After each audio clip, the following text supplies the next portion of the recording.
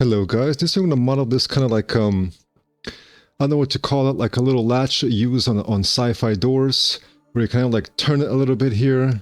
It's inspired by various sci-fi door designs, for example by Idan Garazu. And so I want to stay quiet here, guys. I'm going to speed up the video by just a little bit to make it go a little bit faster. So what you're going to see in this video, guys, is how I kind of like try to design on the fly. Now, after this video, I think maybe I'll revisit the design and refine it some more and add some more interesting details. But you're just going to see how I design things in general, guys, how I try and like solve problems on the fly, and try and I have a basic idea in my mind of what I want, but then it's about how you execute it and how you use very simple plasticity functions to get that design. So guys, just sit back and enjoy this nice little casual modeling design exercise in plasticity. Also guys, be aware that in pretty much every single one of the descriptions, I have a discount code for plasticity. So if you want to try this program, guys, and purchase it, please look in the description. You'll find a discount code.